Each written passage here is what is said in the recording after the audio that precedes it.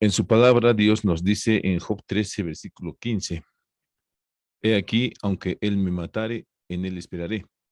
Esta es una afirmación de Job después de haber perdido su familia, sus propiedades, su salud, y aún así él seguía confiando en el Señor.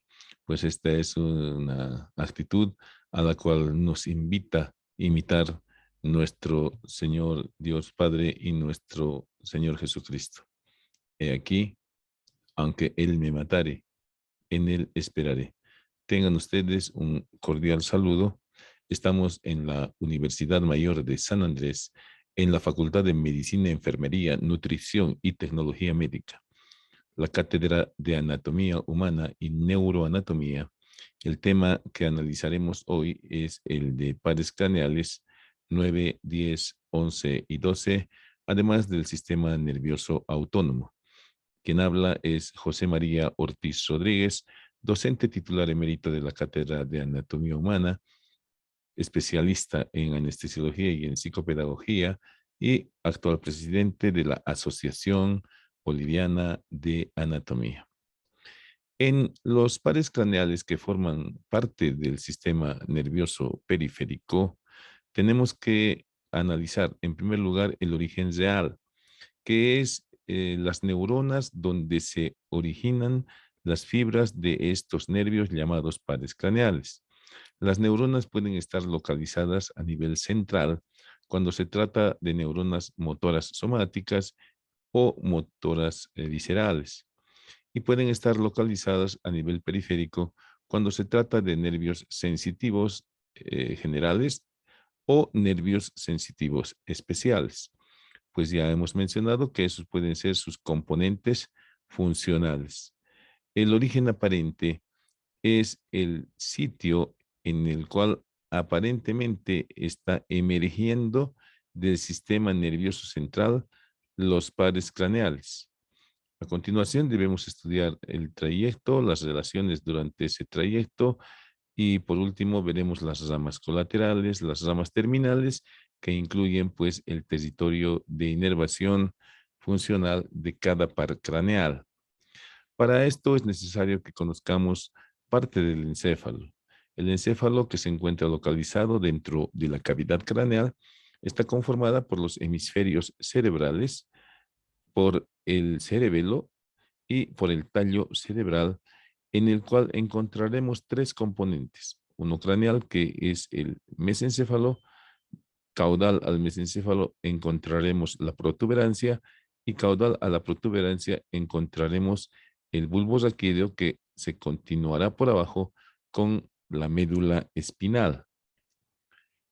Esta es una vista anterior de nuestras disecciones, al igual que la anterior, que nos está mostrando la cara anterior del tallo cerebral, donde en la parte superior, a nivel del mesencéfalo, encontramos los pedúnculos cerebrales. Los pedúnculos cerebrales que se dirigen lateralmente, lateral y superiormente, formando una vena dentilabial abierta hacia arriba.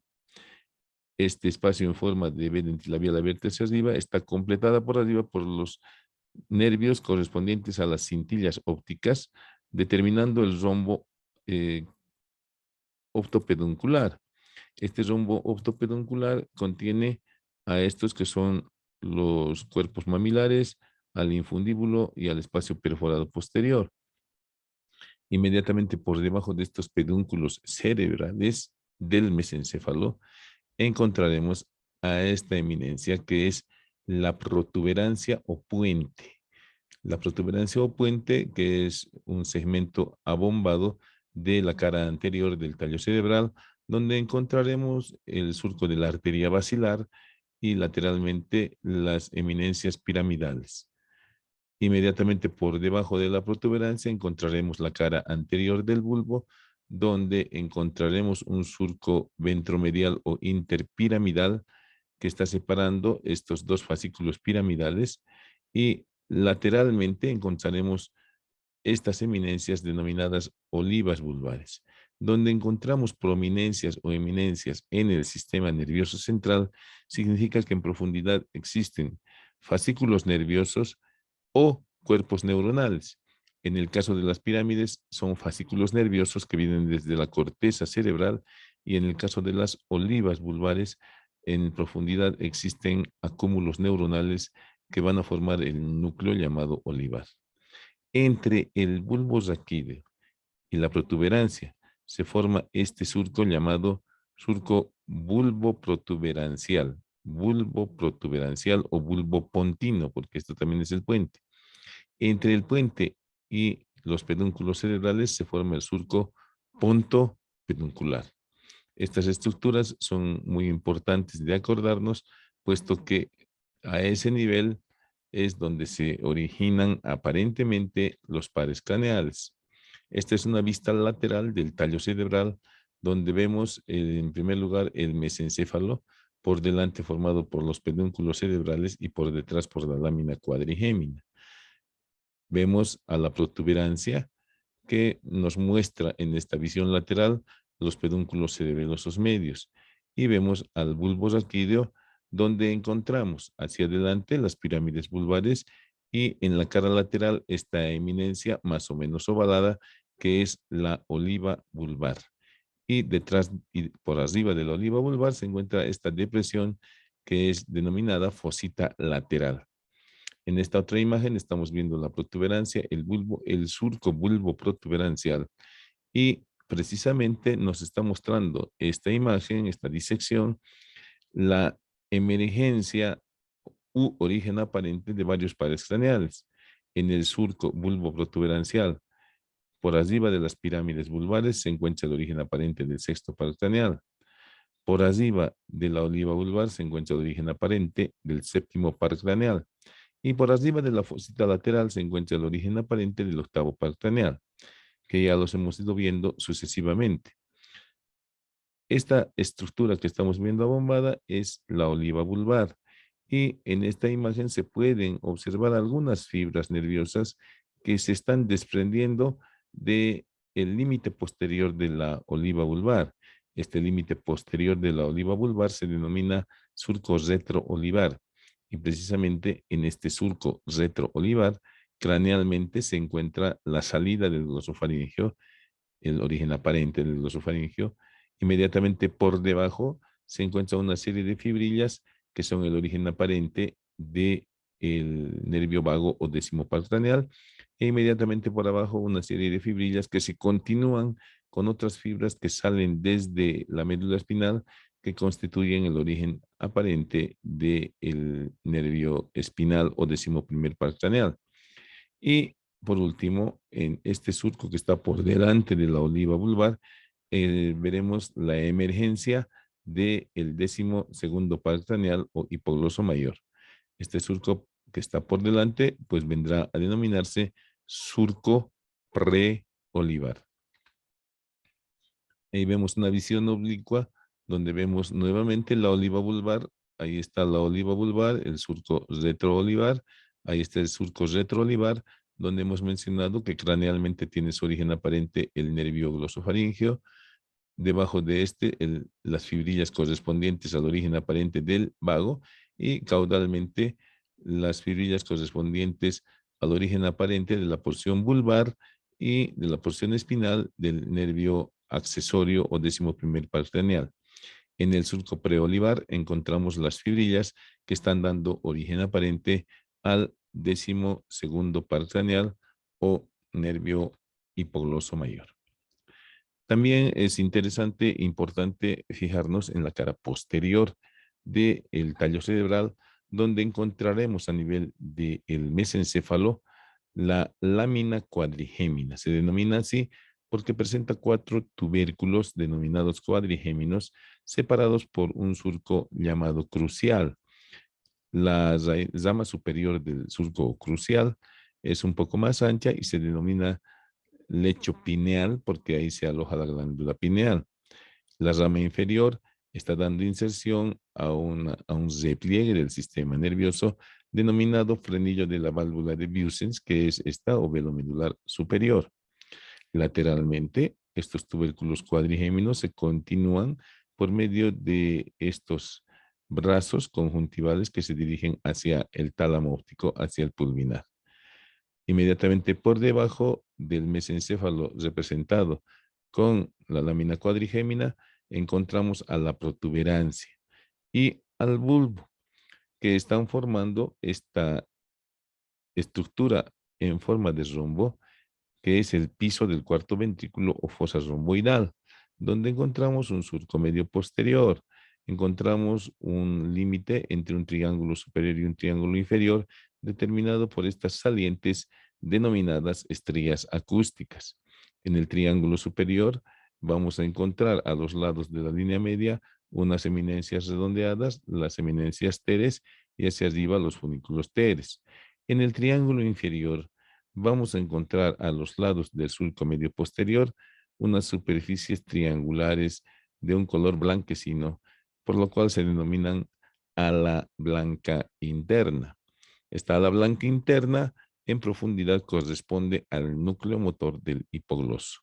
Lateralmente a la ala blanca interna encontraremos el ala gris. El ala gris en profundidad corresponde al núcleo dorsal del vago, y más lateralmente encontraremos el ala blanca externa que corresponde al área vestibular.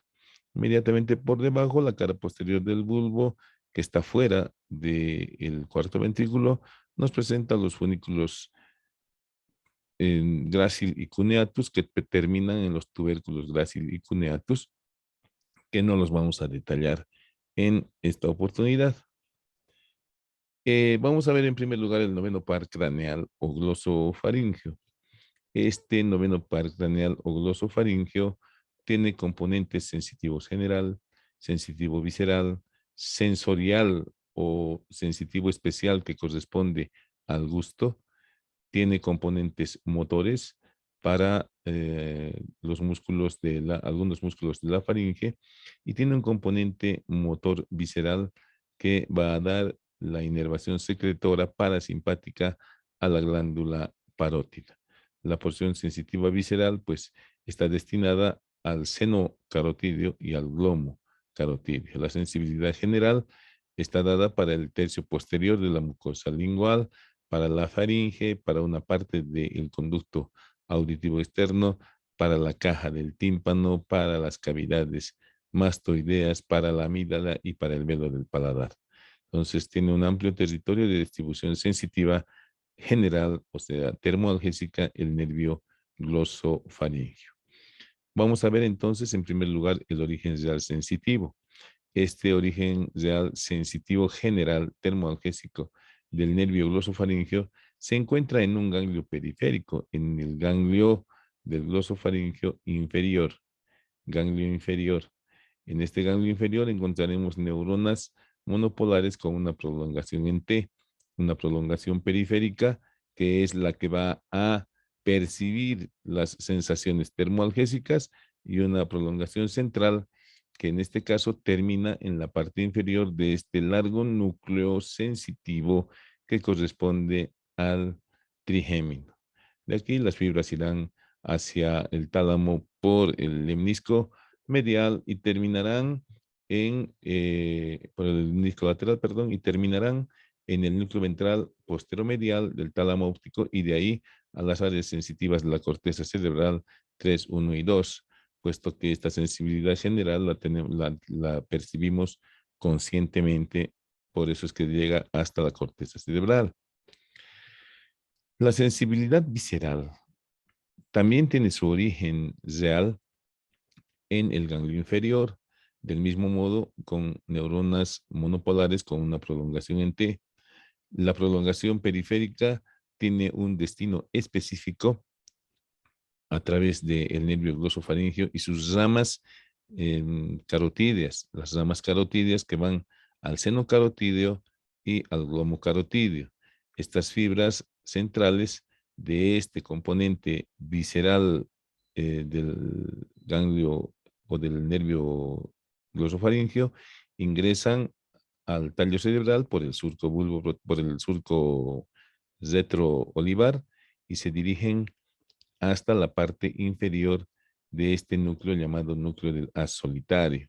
Esta parte inferior del núcleo del haz solitario pues corresponde a la sensibilidad visceral.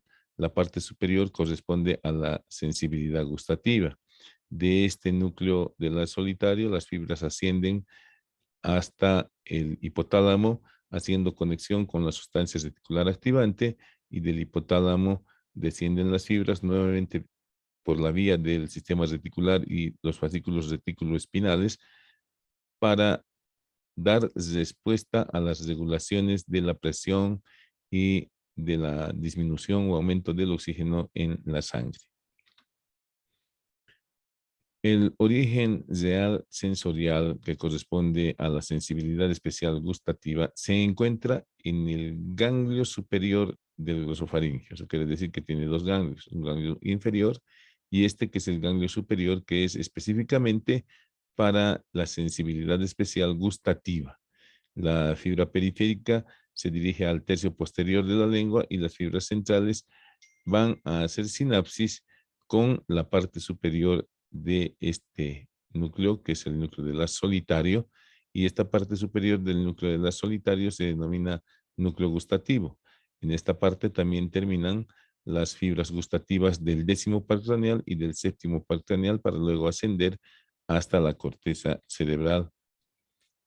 Otro componente del origen real del nervio glosofaringeo es el componente motor.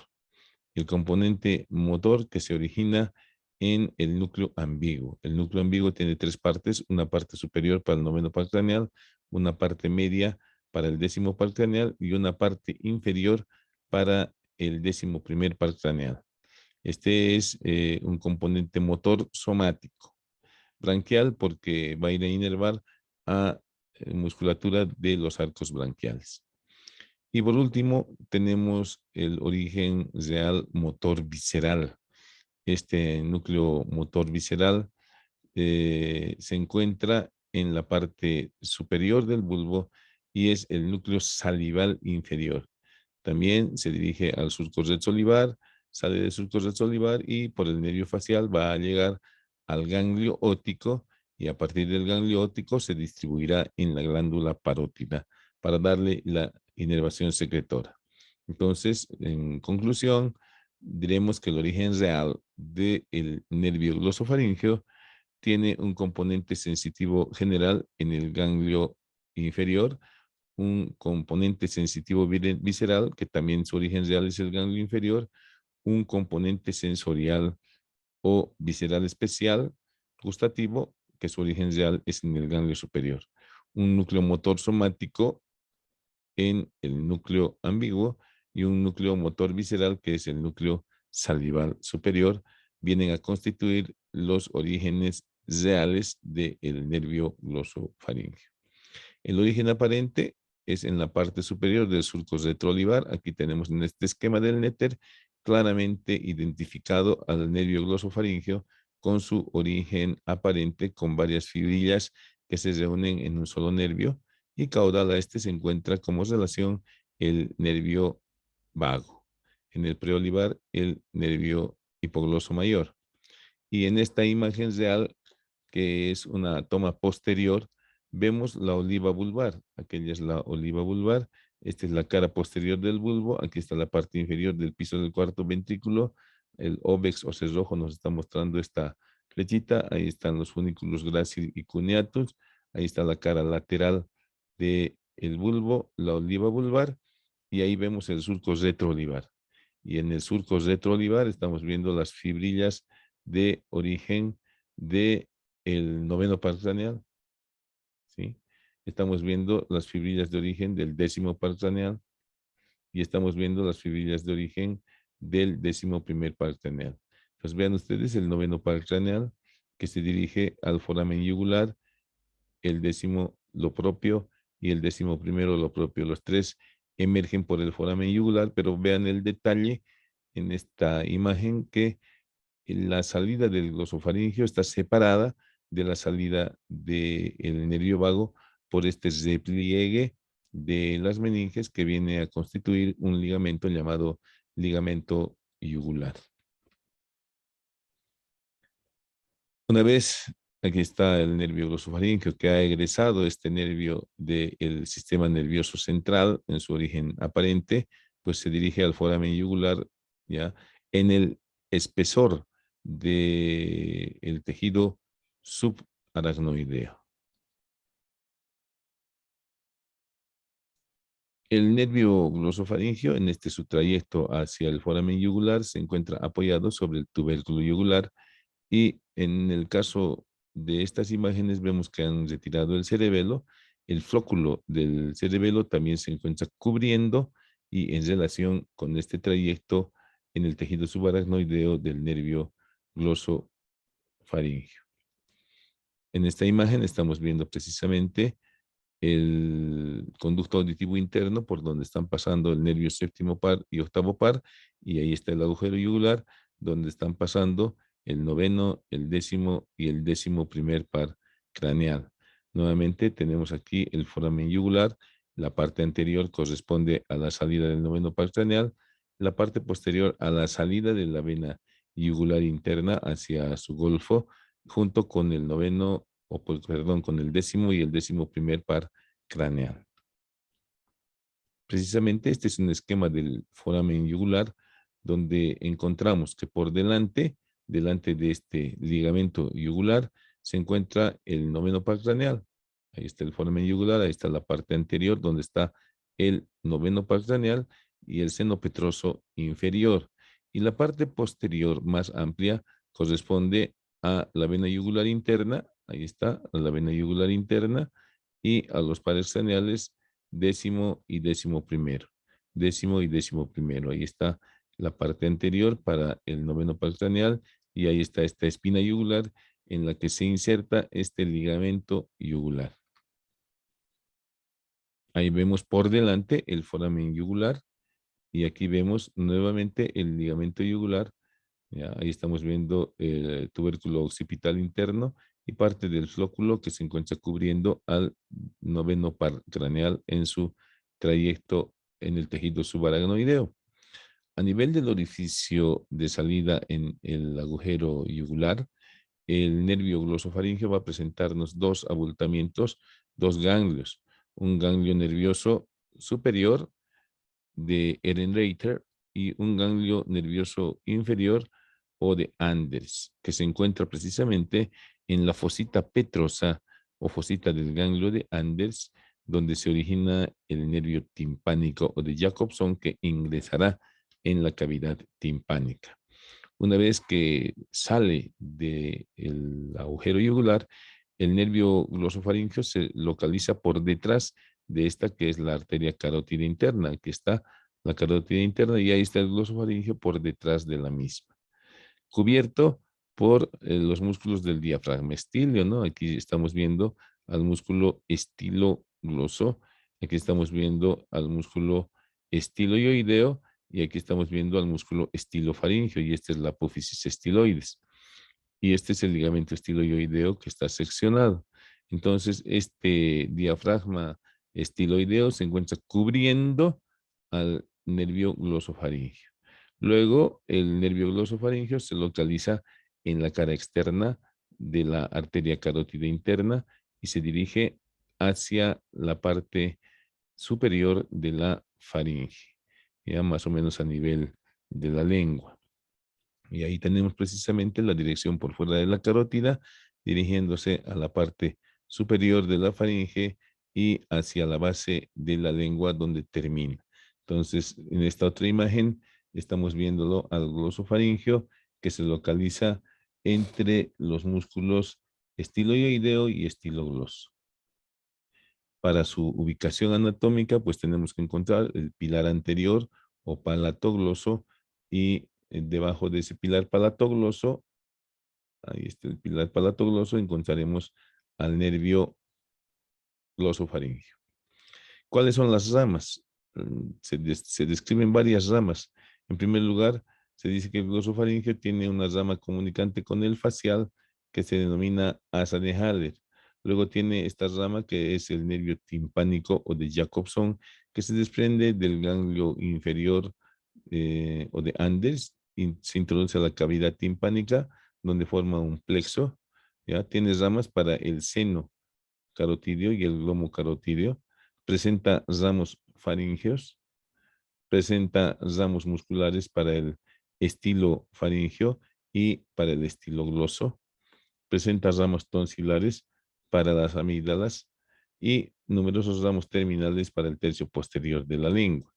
Además, va a dar ramas a la mucosa faríngea superior, al velo del paladar, al conducto auditivo interno, a la tuba auditiva, al conducto auditivo externo, a las cavidades mastoideas, a la caja del tímpano, para dar inervación sensitiva general, como veremos más adelante.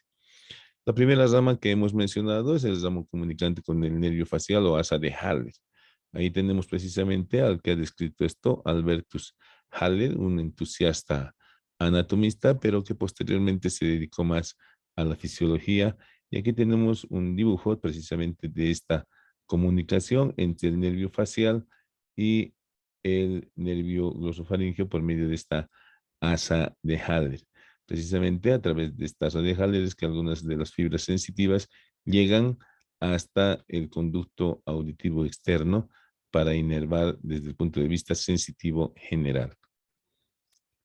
La segunda rama es el nervio timpánico o de Jacobson, que como hemos mencionado ya varias veces, se origina en el ganglio inferior del glosofaringeo o ganglio de Anders, asciende por este conductillo timpánico hasta la caja del tímpano, donde se distribuye a nivel del promontorio, dándonos dos ramas anteriores, dos superiores y dos posteriores.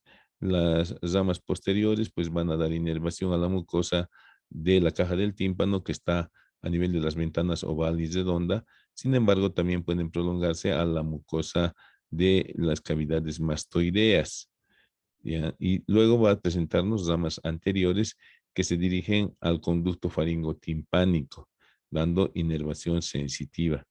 Y también da una rama anterior que se dirige hacia la carótida interna, atravesando la pared anterior de la caja del tímpano para dar inervación también de tipo sensitivo general a la carótida interna.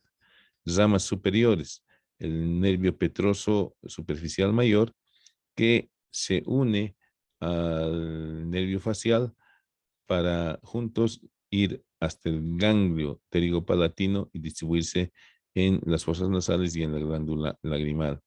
El nervio petroso menor, que lo vamos a ver más adelante, aquí está precisamente el nervio petroso menor. En esta imagen estamos viendo el promontorio, estamos viendo cómo del ganglio inferior está saliendo esta rama, el nervio timpánico de Jacobson, que se dirige por este conducto excavado en el temporal hasta la caja del tímpano, ingresa por este orificio en el piso de la caja del tímpano hasta el promontorio donde se forma este plexo con ramas del nervio timpánico de Jacobson.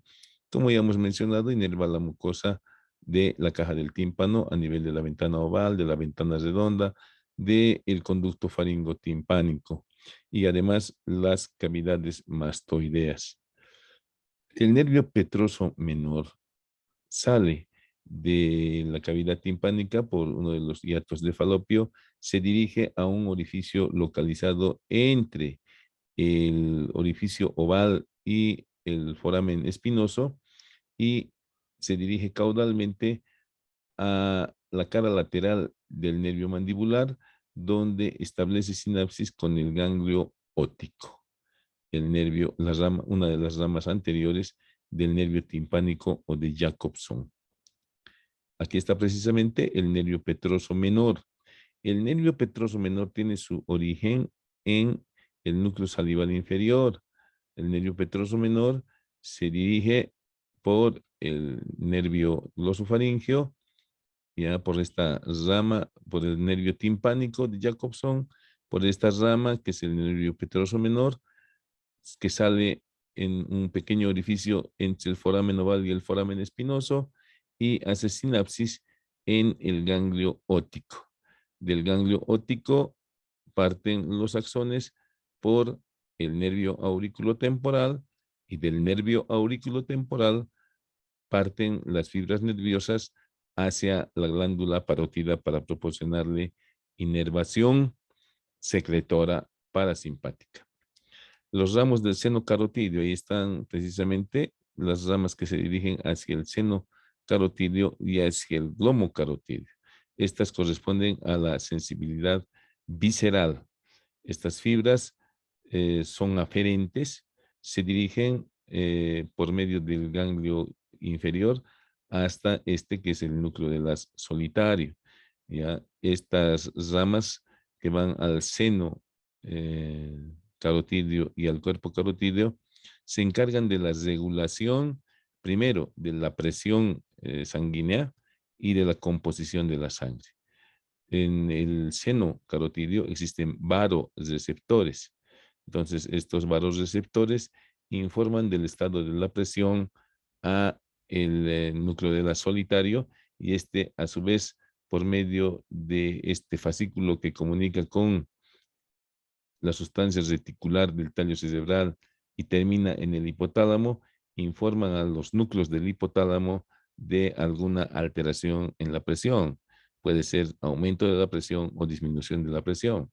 El hipotálamo, por medio de sus fascículos eferentes, establece contacto con la sustancia reticular y la sustancia reticular descendente es la que va a estimular o inhibir determinados centros nerviosos superiores para producir aumento de la presión arterial o disminución de la misma, es decir, una regulación de la presión arterial. Para eso sirve esta inervación a los vasoreceptores.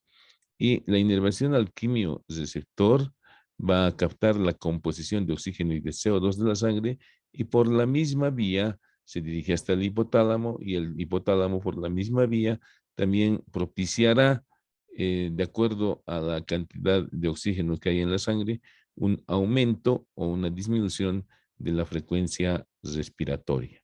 Entonces, esa es la función de los ramos del seno carotidio y del cuerpo carotidio. Aquí estamos viendo a las otras ramas del nervio glosofaríngeo, que son las ramas faríngeas. Ahí estamos viendo las ramas tonsilares y sus ramas terminales, que son las linguales. Los ramos faríngeos.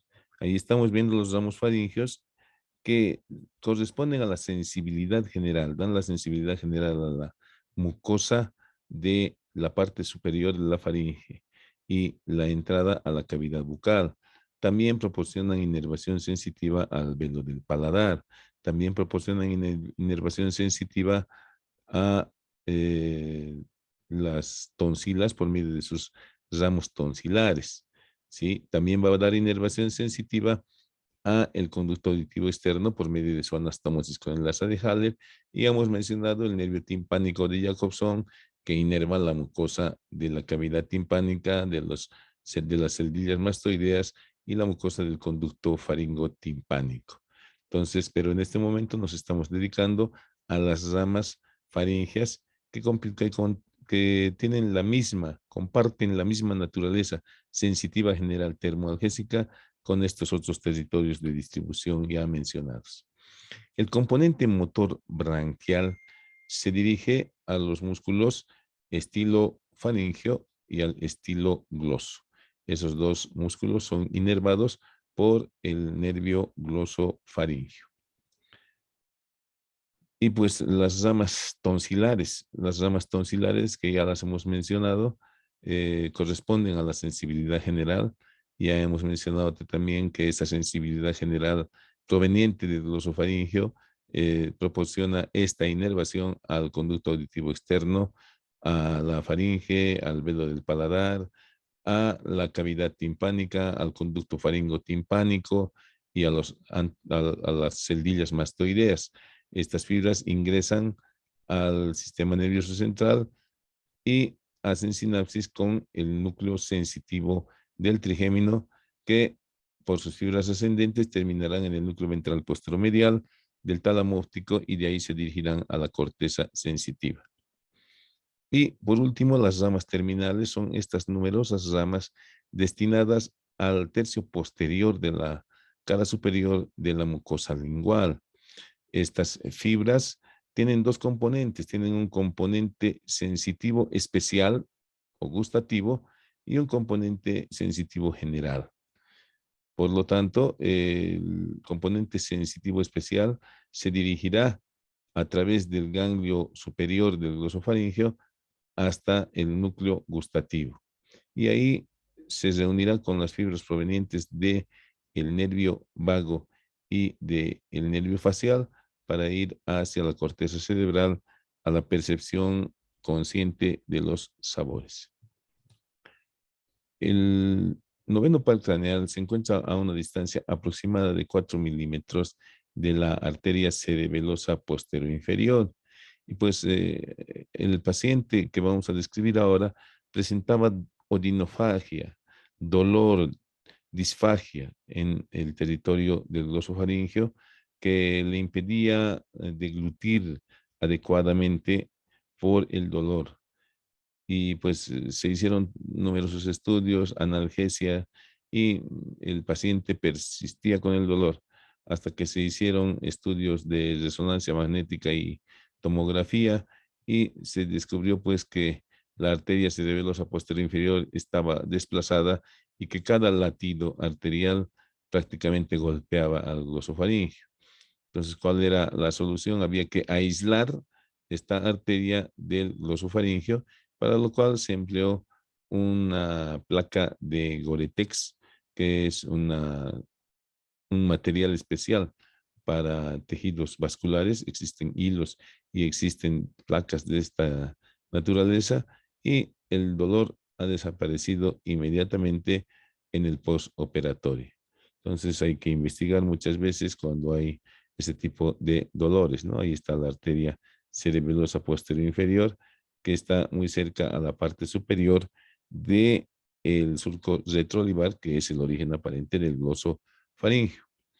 Y otra situación que está en relación con el nervio glosofaringeo en nuestro medio es el tumor del glomo carotidio, que puede presentarse a grandes alturas, y en esta imagen estamos viendo, anteriormente, en esta imagen estamos viendo la manifestación externa de este tumor, ya que es un abombamiento que cuando se hace una palpación demasiado brusca, pues podemos ocasionar disminución de la presión arterial por reflejo de regulación de la presión arterial. Al sentir mayor presión, pues el organismo interpreta como si la presión arterial hubiera subido, y se produce una hipotensión que puede llegar a la lipotimia o desmayo.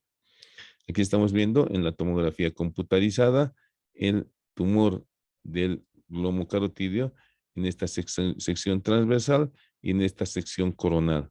Y en esta otra, que es una resonancia magnética nuclear, estamos viendo a la carótida interna, a la carótida externa, y ahí estamos viendo el tumor o glomo carotidio.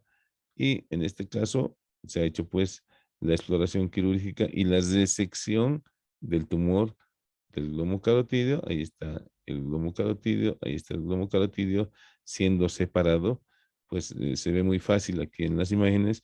Sin embargo, es una cirugía muy riesgosa, puesto que estamos manipulando las carótidas. Ahí está la carótida interna y la externa, y la manipulación de las carótidas pues conlleva el riesgo de sección, y especialmente la carótida interna nos llevará, si no se soluciona inmediatamente, a graves secuelas neurológicas.